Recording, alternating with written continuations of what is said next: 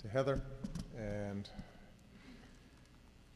the Foley family, to Tom's colleagues and friends, President Clinton, Vice President Mondale, former speakers, and those who preceded me. I am honored to join you today to remember a man who embodied the virtues of devotion and respect for the institution that he led, for the colleagues that he served alongside, and most importantly, for the citizens that he had the honor to represent.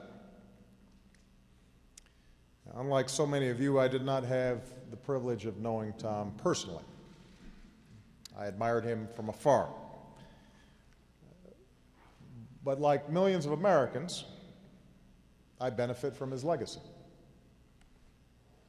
Thanks to Tom, more children get a head start on success in school and in life. More seniors receive better health care. More families breathe easier because they know their country will be there for them in times of need.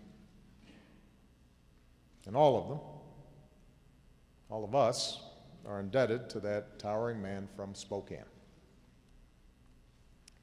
I think in listening to the wonderful memories that have been shared, we get a sense of this man, and we recognize his humility. He often attributed much of his success to good luck, and he may have had a point. Leader McConnell told the story about his first race. There were a couple of details that got left out. On the way to Olympia to file the paperwork for his first congressional campaign, apparently Tom blew out a tire. So he and some friends hitchhiked to a service station to get it fixed. And then as they approached the outskirts of the city, they ran out of gas. So they pushed the car up the hill, coasting into town just before the deadline. And Tom went on to win that race by a resounding 54 votes.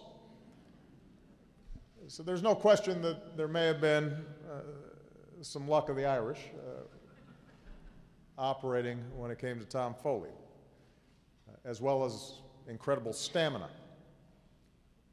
But what led him to make history as the first Speaker of the House from west of the Rockies was not luck. It was his hard work, and his deep integrity, and his powerful intellect. And, as Bob Michael so eloquently and movingly stated, his ability to find common ground with his colleagues across the aisle. And it was his personal decency that helped him bring civility and order to a Congress that demanded both, and still does. Which brings me to a final point. At a time when our political system can seem more polarized and more divided than ever before, it can be tempting to see the possibility of bipartisan progress as a thing of the past, old school, as Bob said. It can be tempting to wonder if we still have room for leaders like Tom, whether the environment, the media, the way that districts are drawn, and the pressures that those of us in elected office are under somehow preclude the possibility of that brand of leadership. Well, I believe we have to find our way back there. Now more than ever, America needs public servants who are willing to place problem solving ahead of politics, as the letter that President Clinton held up indicates, as the history of the crime bill shows. We are sent here to do what's right, and sometimes doing what's right is hard. And it's not free. And yet, that's the measure of leadership. It's important for us who feel a responsibility to fight for a cause to recognize that our cause is not advanced if we can't also try to achieve compromise. The same way our founders saw it, as a vital part of our democracy. The very thing that makes our system of self-government possible. That's what Tom Foley believed. That's what he embodied. That's the legacy that shines brightly today. On the last day that he presided as Speaker, Tom described what it should feel like to serve the American people in this city. He spoke about coming to work in the morning and catching a glimpse of the Capitol. And he said that it ought to give anyone a thrill,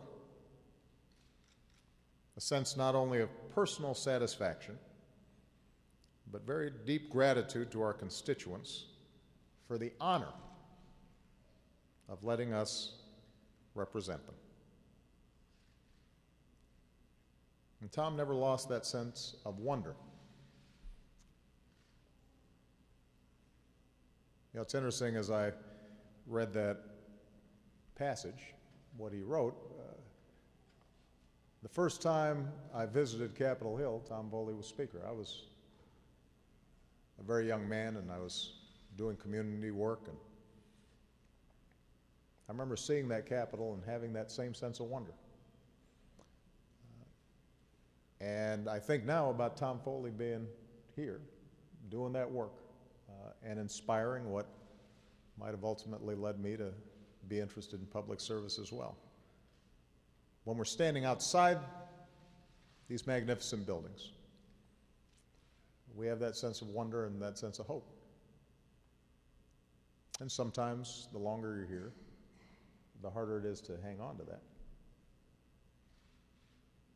And yet, Tom Foley never lost it. Never lost that sense of wonder, never lost the sense of gratitude.